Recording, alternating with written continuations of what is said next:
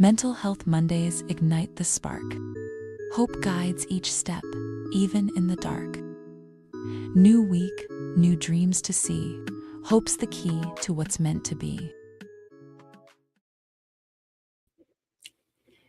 Hi, everyone. Welcome to Mental Health Mondays with Hope. This is our second show of 2026.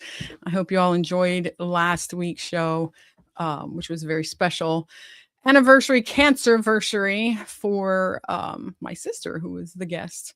And it was pretty cool to have her on here and to still have her with us.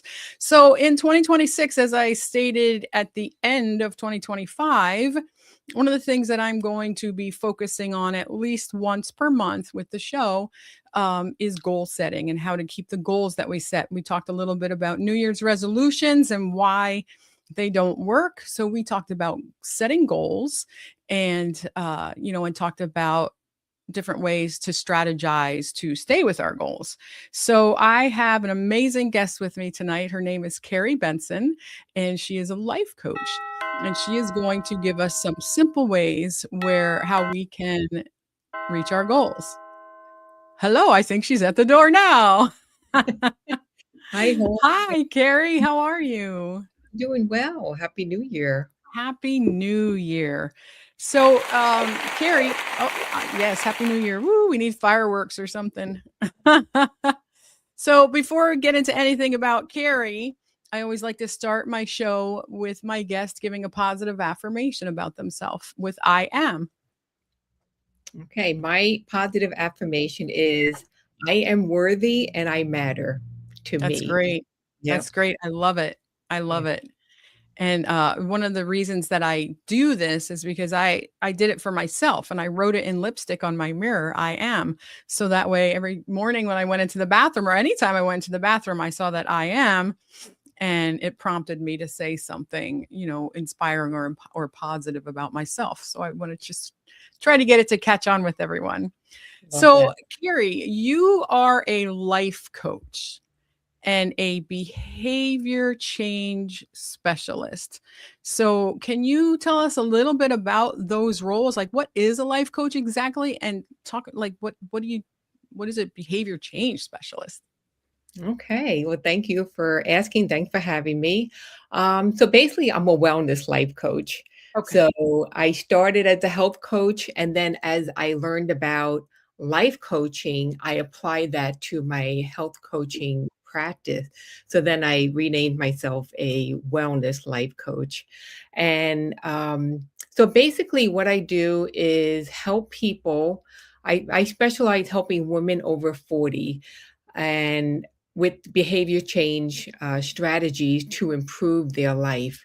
And specifically now, like I kind of keep niching down and changing my niche. So basically, I'm a self worth recovery coach now, and I empower women over 40 to reclaim their self worth after toxic relationships so they can stop shrinking and also rebuild self trust and move forward with peace and confidence. So, using my behavior change skills, I teach simple tools to break people pleasing patterns and also set boundaries without guilt, and also build daily habits that support mental, emotional, physical, and spiritual wellness. And I do use positive affirmations in my practice as well. That is wonderful. That is wonderful. And I know I see that, we have your website up there. We have a QR code up there. So, if people want to reach out to you, we are encouraging them to do so. What you said you're, kind of like refining your niche. What brought you to this in the first place? My own personal experience. So over the last, since my divorce, over the last several years, I worked on myself. I wanted to improve myself, examine like my past, my pattern. I'm a recovering people pleaser. And, I was in a toxic relationship. So it just breaks my heart when I hear about people who are going through similar experiences that I went through. and I'm just trying to make that process easier. I kind of found my own way and helped myself, but now I kind of refined that, and the process is so much quicker now because maybe, I did something kind of out of order. Uh, when I look back now at my life, I see a much more streamlined way to get there. Right, right, right. And I feel I've always felt that it's so important, and we're just seeing it, in this last decade, maybe even the last 5 years, more than in the past, of women sharing their stories, talking to other women, and letting other women know that, hey, I've been through this too. You're not alone. And I think it's very important that you're able to do that and that you're willing to do that. So thank you. I'm sure there are many, many women out there who have very much appreciated your guidance. So thank you. Yes. As will, I'm sure, the people who are watching this podcast, because again, what I had said earlier is that one of our highlights on Mental Health Mondays for 2026 is that we're going to help people stick with their goals, making their goals and sticking to them. And just as have done this because of your experiences, I feel that every show that I do is, partially has to do with my own experiences or experiences that, of people that I know. And I can tell you so many times that I have set a goal or I made the New Year's resolution, but I never had a plan. I didn't like live with intention. I didn't, what do they say? Plan your work and work your plan. I never did that before. So it was really helpful for me to do it this way. And it's just such a different vantage point now. I don't feel that I'm setting myself up for failure. Right. And you brought up a good point. A lot of people make goals or resolutions, but they don't have a plan. It's not enough to just want it. You need to have a system in place. And I'm going to be talking about that today. It's just having intentionality behind it. And also, and this is where the life coaching comes into play for me, that helps. It's knowing why, like even beyond why, like your thought process, how you think, and how you process your emotion.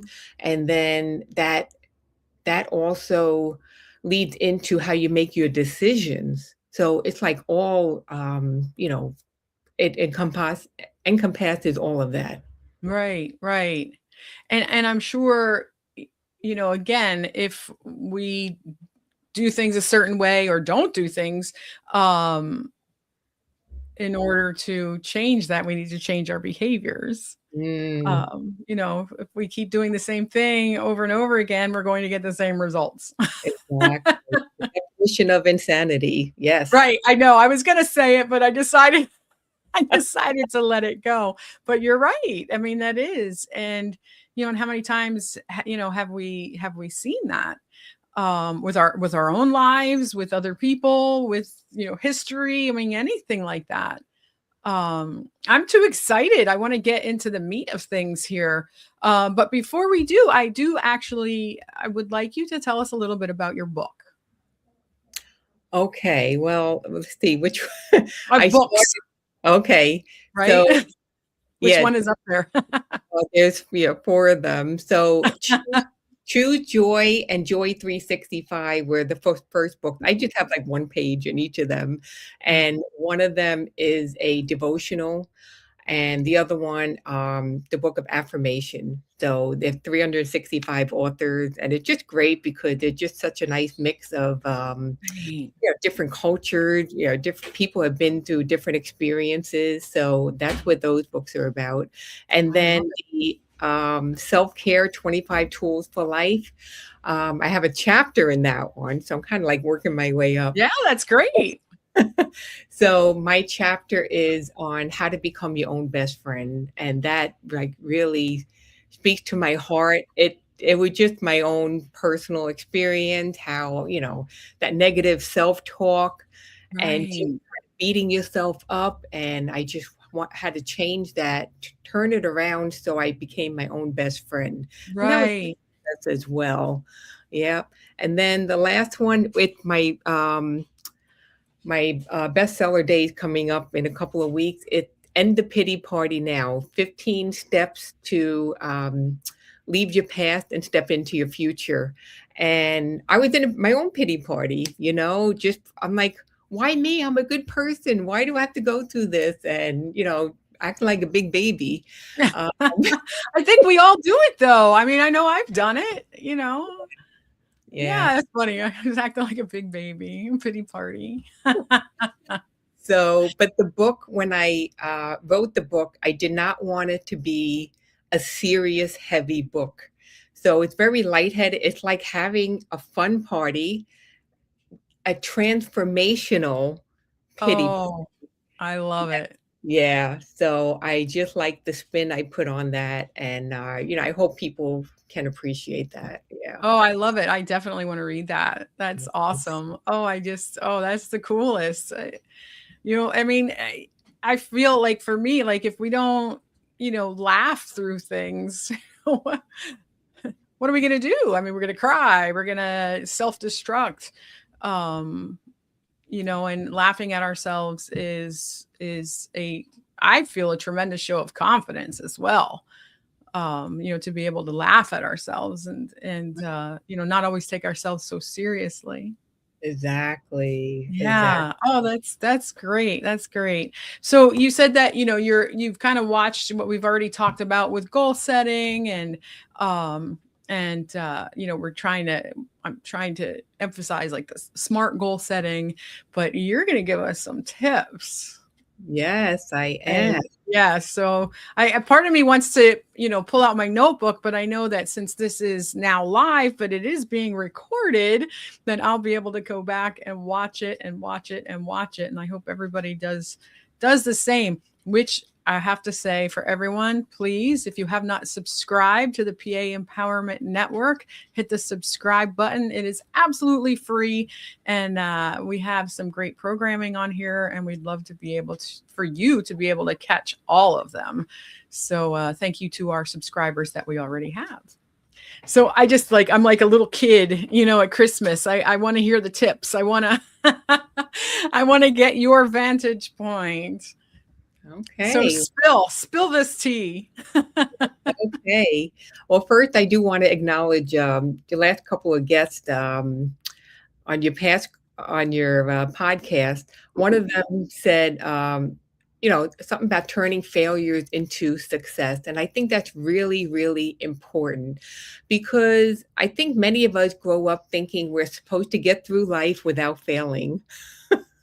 Trying to live perfect lives. And you know what? That's just not realistic. And Right. it's not even in our best interest. We learn from all the things that did not work in our life, and then we pivot to try to find what does work, right? So today I'm going to share a 3-step process that makes reaching your goals simple and doable. Oh, I Okay. love it. I love it. Yeah. And I So, may interrupt and ask questions, just so you know. okay, very good. And I'm so glad you invited me as we're halfway through January, because this is a good time to look at the goals we already set for 2026 and ask ourselves, how's it going? And remember that most people don't fail because they're lazy. They fail because they don't have a system. And I just, again, I'm going to remember, I can't remember which guest it was, but they were talking about turning failures into success. That was Jeanette. She's a nurse. She just became a nurse. She just finished schooling. Yep, that was Jeanette Michaels. Great, great. Yes. So goal setting is easier when you have a system in place. And I'm a big believer in habits, which is one of the reasons why I became got my specialty in behavior change, because I wanted to know what does it take to change your behavior? And a lot Right. of it is setting the habits. And one of my favorite books is Atomic Habits by James Clear. And when you think about habits, let's just take brushing your teeth, for example, right? When you were a kid and your parent made you brush your teeth, you probably dreaded it. And maybe it was something they had to keep reminding you. And, you just did it because you had to do it. And maybe you didn't look forward to it either. But after doing it over and over and over again, it becomes a habit, right? Right. And eventually that habit becomes a lifestyle where you just do it automatically to the point where you can't even go to bed or leave the house until you brush your teeth, right? It's just Right. funny. Yep. And the thing is, we know like we hear a lot about it taking 21 days to build a habit, but it actually takes about 90 days before it Hmm. becomes a lifestyle. So, Wow. yeah. Yeah. So that's why, sometimes even past 21 days, it's, you still need to work on it, right? Right. Right. Yep. If I can interrupt, I Yeah. feel that people who have not done any sort of work on changing their behaviors, or let's say even weight loss, like, eating differently so that you would either lose weight or be healthier.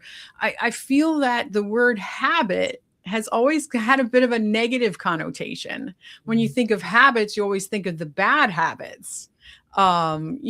Smoking, eating the wrong things, drinking, doing anything in excess.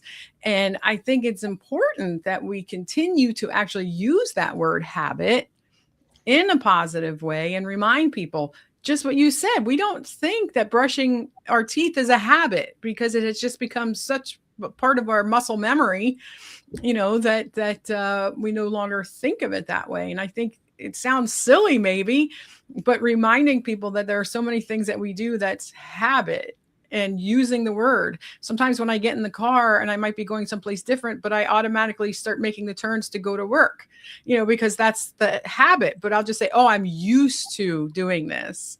Right. I really need to use the word, oh, this is a habit. And Mm. just to remind myself that I kind of have control of that. Right. Yeah. And then even going back to the brushing your teeth, is that a good habit or a bad habit? We Right, right, right. Most people Well, do that. Yeah. right. When we were little, it was probably like we thought it was a bad habit, but but no, you're right. You're right. And I Yeah. apologize for interrupting you. No, enjoy So it. you're right. Wow, 90 days. And Yeah. that's a great number now to keep in mind, because you're right. Everybody focuses on that 21 days. So talk can you, a little bit about, and I'm sorry if you have a path to go with this conversation, you just go ahead and take it. Um, the difference then between habit and lifestyle change, or what happens between day 21 and day 90. Like, Well, how does it's a habit become a lifestyle change? repetition, repetition, repetition, right? Just doing over and over again. And think about it. 21 days is just 3 weeks, but 90 Right, days is 3 months. Think about things you've done for 3 months or longer. Like it's just ingrained in you. You just do it, right, right? right, Where the habit, yeah, 21 days, you still kind of have to remind yourself, right? Yeah. So that's like the big difference. It's just a transition period between 21 right. and 90 days. Yeah. Okay, okay. So this Yeah. will be good for our goal setting individuals, because I know that we have some that have stated that they are following this, and they are working on their goal setting. So if they start today, or let's say they can start tomorrow, and start making something into a habit, a behavior into a habit, I'm hoping that some of those people that are doing that are going to check in with me in 3 months and let me know how it's going. Yeah, that would be interesting to see. I love Yeah. that idea. Yeah. Yeah. Okay, cool. Okay, so I apologize. Continue on. Okay, no, it's fine. You can interrupt me anytime.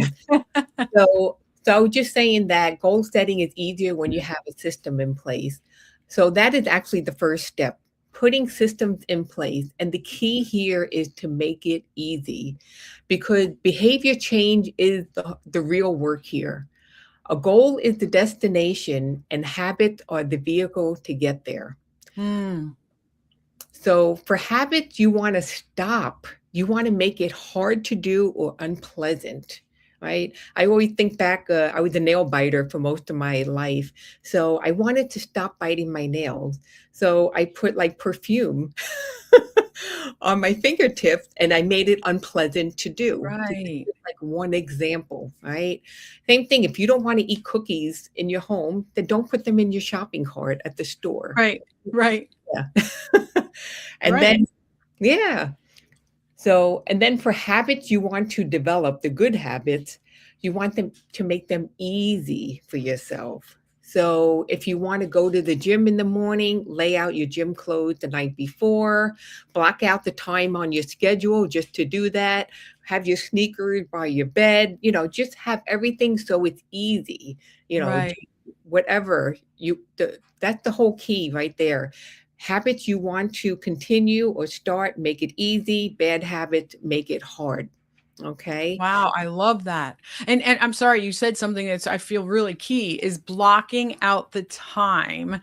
And I know a lot of times we as women tend to be so busy with everything else that we tend to forget about ourselves or block off the time for ourselves.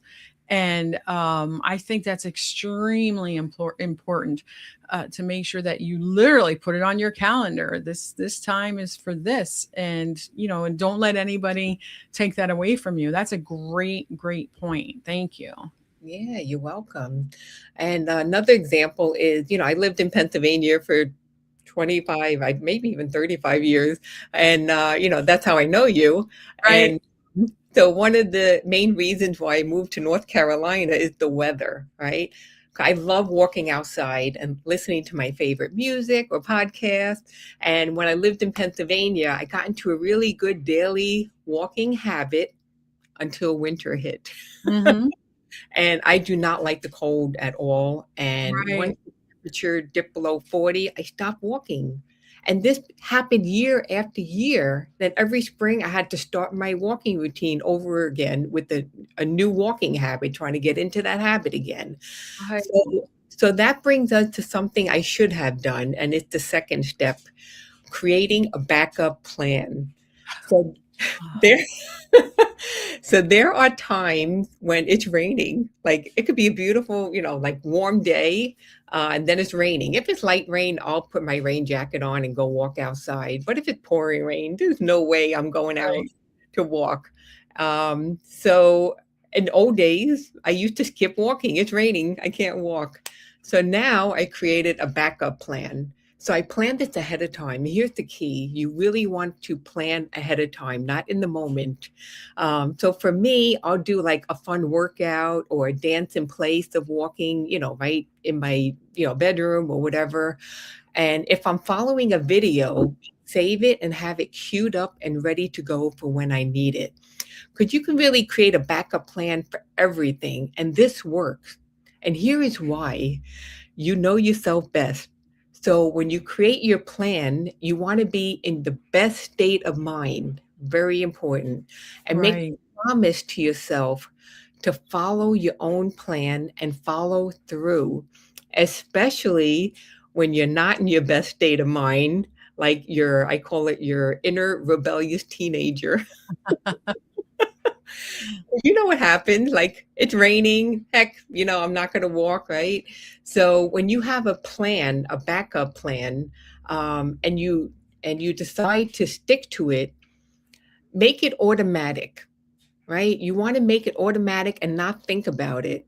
Right. Because if you think about it, you're going to give yourself an out, right? How Right. many times we do that, right? Right. You think about it long enough, you can talk yourself out of anything. Right. Right. But you're right. I see that. Like, if you don't have it already decided and in place, it's so much easier for your mind to wander onto something else and, and then push that to the side. And Yeah, I mean, even though you're calling it a backup plan, it's kind of part of the plan. it is. Yeah, yeah, The backup is part of the plan in case, part A goes astray, part B. yeah. Oh, I love it. I love it. I feel that it's so important to hear these things and and be able to, like, for me, I'm very visual. So as you're talking about this, I am visualizing, you walking. I'm visualizing you then doing like an exercise program. And for me, I'm very visual, and that's so helpful. And I feel that when we talk about these things and make it visual like that, there's a whole, portion of the population that's going to get it just like a little bit better than if you're just reading it on paper. So thank you. Oh, you're welcome. Oh Yeah. man, I love it. I'm so excited. I'm pumped. I know it sounds like silly, but I was really looking forward to this because I feel that it's just going to be so helpful. I'm sorry, I'm being a little selfish. It's going to be helpful for me as well, but for anyone that's watching and watches this again, off the replay, I just think these are great tips. So I didn't want to interrupt you if you weren't finished with number 2. So Okay. you got the floor, girl. Okay, thanks. What I wanted to add to the second tip is, you know how like you have a plan and then something happens and it throws your plan off, and what happens? You feel lost. So by having that backup plan, then you know what to do. Because I know there are plenty of times like I'm just like sitting in indecision. Well, what do? I feel lost. I don't know Right. what to do. So when you have that backup plan ready to go, you don't have to think about it. Right. I love it. That's why I said I feel like it's already part of the plan because you've already laid it out. Yeah, Yeah. that's tremendous. And again, like I said, I'm very visual. And as you're talking about this, I don't remember if the movie was Ants or A Bug's Life, where the ants are marching and they all march in a line and a leaf falls in front of them and stops their straight line of travel. And there's like one ant that's like the supervisor ant, and he has to look, the front ant, because everybody follows that ant, and he has to look him in the eyes and say, okay, you can do this, whatever he says, like step to the left, step to the left, I mean, whatever he says to him, to have him go around the leaf and then get back on his path. I mean, I know it's his Disney movie, but I feel that is so, appropriate for life in general. It's A to Z. There's a lot of letters in between, where your path could possibly change. Yeah, yeah. And think about this also. Think of all the decisions you have to make during the day. How many things do we have to decide on? So wouldn't it be nice if you can just make decisions once, like for your goal, and just have that backup plan? If plan A doesn't work, you do plan B. You don't have to think Right. about it. And Right. remember, if you do think about it, you might talk yourself out of it. Right. Oh, I love it. Yeah, that's great. That's great advice. Tremendous. Yeah. No, I'm already coming up with my backup plans. good, good. Okay. So then the third step is tweaking your way to success and change what's not working. Let's Mm, face it, sometimes we're so rigid with our goals and we hold ourselves prisoner to our plans, right? Don't we? And we feel like, we refuse to change no matter what because we feel like we're a failure if we do. So you know right. what I'm talking about? Yeah. So Yeah. I know I'm guilty of doing this in the past many, many times. And here's the thing, it's okay to change them. But there's a big but to this, a huge but, okay? Ask yourself why you want to change your plans. What's the reason? Okay. And is it because it no longer fulfills me, or is it because it's too hard? Right. Right. Right. Right.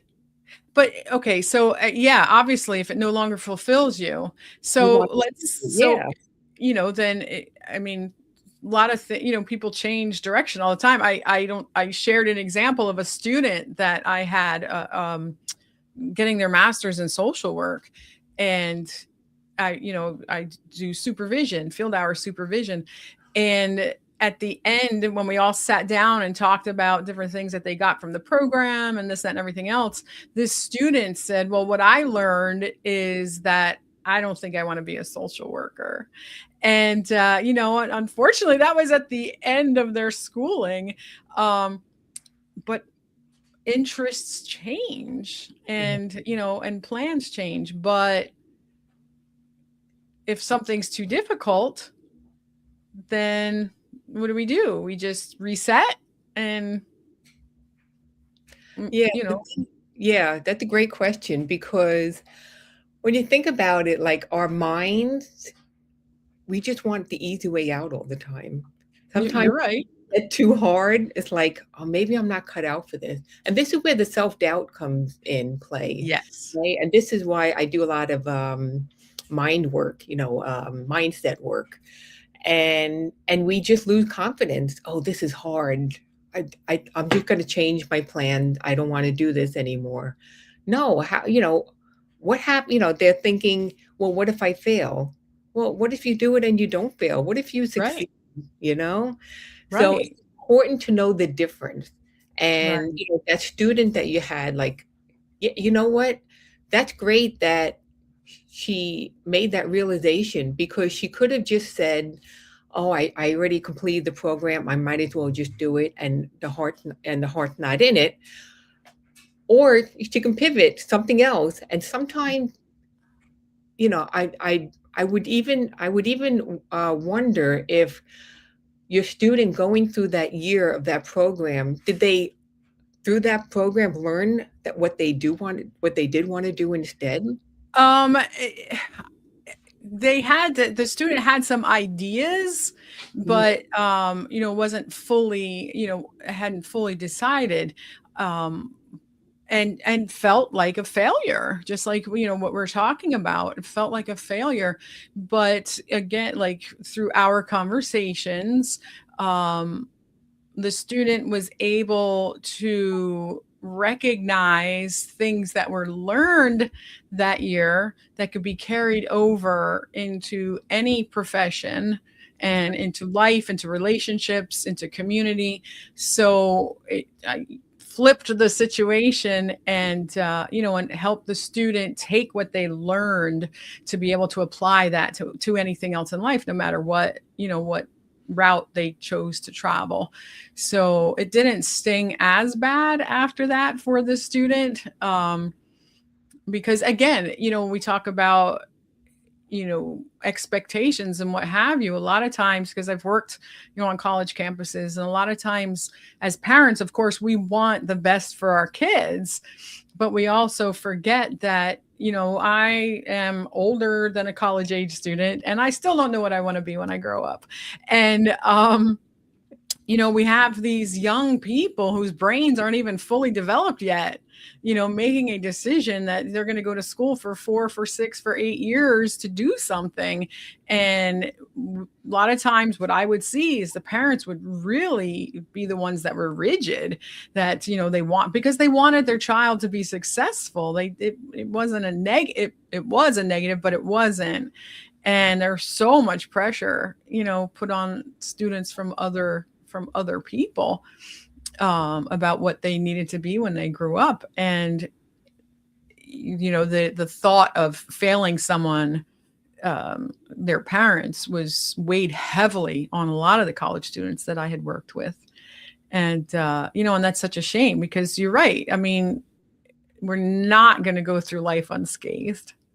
And and it's what we take out of each situation and what we learn from it that I feel is going to help the next time around, or it's going to help in another aspect of our lives. Yeah, beautifully said. I couldn't Mm, agree with you more. Yeah, thank you. absolutely. And every time we go through something, you know, and all right, so let's just take that student again for an example. So let's Okay. say they that she went ahead and decided she's going to stick with social work because she already did that work. She already did that year or however long it took, and she's doing that work because she feels like a failure if she doesn't, right? Right. So, and then she going through life as a social worker and she's not happy. Is she successful? She's not happy. Right. Right. Yeah. Yeah. That's, Yeah, yeah. yeah, And they then just that's tough. And especially that profession is something where, you are dealing with people every day. and part of our role is helping people. And it's difficult when we're not happy with ourselves or positive or love ourselves, love what we do. It makes it difficult. I always say that I'm not a very good poker player. So, if I'm not happy with something that I'm doing, it's very difficult for me to hide it. And that would be unfair to the people that I was working with, if I were to portray that. And Yeah. that's not good. I mean, I've thought about this student. Now I want to see if I can get in touch with the student to see how they're doing and what they chose. And I just thought of a conversation I had with someone. It was a gentleman friend I have, and he was very unhappy in his relationship with his girlfriend. They were dating like 10 years. And I said, like, I don't remember the exact words I used, but like, why are you still with her? And he said, well, if I, break up with her, then it's another failed relationship. And Oh, I said, is your relationship a success now the way it is? It just how people perceive success and failure. It's just amazing. What is really success? What is really failure? Is right, if you're miserable and you're making a lot of money, is that success? right, There's just so many, different layers to that. So really right, a matter of person really looking into deep inside themselves, what makes them tick, what really makes them excited. And that's like part of my work too. It's like the mindset, it's finding out who you are, not who you think you should be. right, right. And I feel that, again, going into the wellness aspect, wellness life coach, um, everybody's been through everybody. I mean, like I said, you can't go through life unscathed. And just whatever type of trauma it is, like that gentleman, you know, to have like such a almost like a negative feeling about himself. And when we see that, it seems like it's so much easier a lot of times for people to see the negative than it is to see the positive, or we're not focused or trained on seeing the positive. And I was the same when I was younger. I joke around about it. I say that I was an angry elf because I love that movie, and I was angry all the time. And of course, a lot of things, and we figured it out, and and healing is a lifelong process. But a really cool lady was one of my basketball moms. Anything I said when I was in my angry elf stage, she would find something positive in it. And one day I just looked at her. I'm like, how do you do that? And she's like, do what? I said, fine. Like, it doesn't matter. Like, I feel guilty now because everything I say, you were able to find something positive in it. She's like, there's always something positive in anything negative. There's always something positive. And I made that habit into a lifestyle change. And that is something that I continue to do to this day, but it had to be something that I did consciously at first. Right. It had to be something that I did consciously. And whether I had to say to myself, okay, it was a pretty crappy day, but what's something positive that happened? And eventually it got to the point where again, that became a lifestyle change. And it does so much. I'm not saying I'm like happy all the time and everything's perfect and I'm rosy sunshine, whatever. But it's that ability. I feel if we can all do that, I can't tell everybody how much my life has changed, or just my personality has changed, or my belief in myself has changed just from doing that one thing. And it Mhm. wasn't even about me. Like, I wasn't finding the positive things in anything with me. It was any situation or for other people or anything. I just would find the positive, and it made such a huge change. And looking at that gentleman and his relationship, I don't know if he's still in the relationship. I don't know, if he's single, if he's with somebody else. But the thing is, once you shut yourself off, you shut yourself off to yourself, Yeah. and you shut yourself off to possibility. Absolutely. Yes. And here's the thing, you can never, like, when it comes to relationships, you're never going to find Mr. or Mrs. Right if you're with Mr. or Mrs. Wrong. Right, exactly. But I feel, again, I mean, I know we're kind of going off topic a little, but I feel that a lot of people that I've seen, male and female, it's almost like this fear of being alone. Yeah. And I decided to take that ride twice, and I've been divorced now. Well, I mean, legally divorced since 2017, but single since 2015. And I got to know me again. Yeah. And there are a few things that I won't do by myself. For some reason, I don't like to go to the movies by myself. And I think partially it's because I fall asleep when I watch movies, and I'd be embarrassed if if no one was there to wake me up. Mhm. I go to dinner by myself. I've gone to concerts by myself, and it's not oh, pity me. It's I enjoy this. And I went to see a cool concert by myself, and just me. I ended up talking to everybody there, and and so I really wasn't by myself. Yeah, there you go. And But I it's like, feel yeah, that, no, getting to know yourself as a person, a lot of times people don't know how to not be in a relationship. yeah, And I think when you're not in a relationship, I feel that that's a perfect opportunity to get to know yourself again. And when you get to know yourself again, then again, that's one of those lessons in life for everything. You are now, I feel, you'd be better at setting boundaries. You'd be better at saying, okay, well, I've been doing A, B, C, D. So if I'm going to have a partner, they need to kind of be on the same page. Um, it's just a whole different ball of wax. yeah. No, you're so I right. digress. I'm sorry. No, I'm loving this. And, I do. like, I mean, I see it, in anybody people, not everybody, there are, people that don't have issues being out of relationships, but, I feel I've seen it. Um, People that got out of relationship the same time I did, and, jumped right back in, and then that failed, and jumped right back in, and then that failed because they weren't ready. right. They were still mourning. And I mean, any loss, is almost like a death. You're mourning it. It's the death of this relationship. So you Yeah, have to allow yourself time to mourn. Everybody's time is different. right. But yeah, sorry. I went That's way over here. no, I know. And, just, a point on that, let's see if I can remember. Yeah, the thing is, and I don't know why we're talking about relationship, one more point on that, and then I'll move on.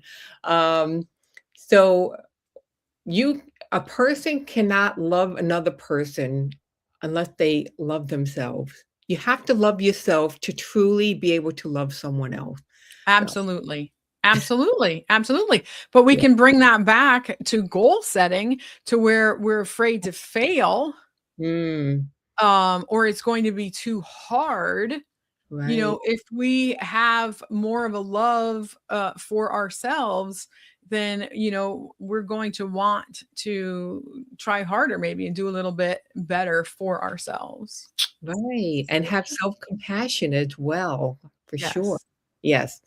Okay, so to finish up what I'm talking about with tweaking your way to success, change was not. We were talking about that. We were talking we about were. just different ways. Yes. So we didn't really go off topic. We just took it deeper. Took the And long route. yes, yes.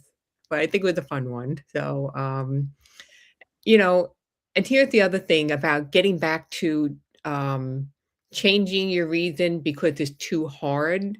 And I'm going to go back to what I said before. If you give yourself an out, you will almost always take it. So it's really important to recognize that and know yourself. Like, you know yourself best. You know, if you know you're going to give yourself an out, if you know, you're trying not to eat cake and you go to a birthday party and then all of a sudden, you know, it's someone's birthday and they hand you a cake and you just eat it because you don't have a backup plan and you just don't want to Right. do it, and you just do it because it's too hard to resist that cake, you know? So it's important to know the difference between the two. You know, is it, does what you want to do still light you up? If not, it's okay to change it. If what you want to do is just getting really hard, don't give up. Just find another way to do it, right? Right. Right. Yeah. Right. And I think sometimes again, like we go back to like the, New Year's resolutions or, what have you. Oh, or people like, oh, I need to lose 20 pounds in a month so I can get into that outfit. And, that's hard. That's unrealistic. I mean, it can happen. Don't get me wrong. But, sometimes breaking it down and recognizing, okay, this is my goal. This is my goal. But I'm going to have to give myself a little more time to reach the full extent of it, and then maybe break it down into milestones and say, Yeah. okay, this is my full on goal, but I would like to achieve X amount by this time, X amount by this time, and then tweak it if Yeah. if not Yeah. tweak it if you're not hitting it at the right time. I'm loving this. But I mean, I feel that I need to have you go back over the 3 points, just like a bullet point of them. Okay. Yeah. And, so that way, we can tie it all up. How does that sound? Sounds great. And This I is love that you said tweak it, because that's why I named my business Wellness Tweaks.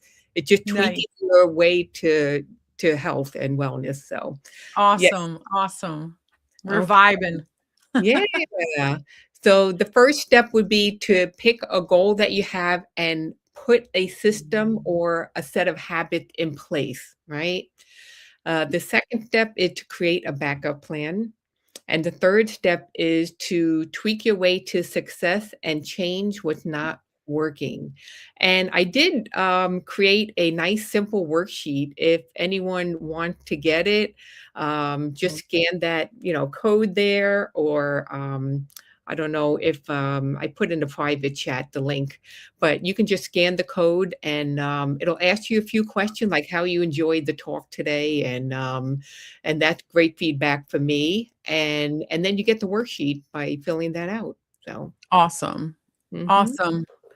I love it. Oh my gosh, this has been a tremendous, tremendous help, a wonderful episode, and just a great conversation. So, Keri, we miss you up here in Pennsylvania, but I know you don't miss the weather.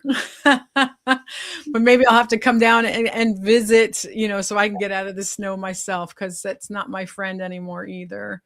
Thank you so much. This is going to replay, so please, I'll get you the link, share it, throughout your own social media or sites.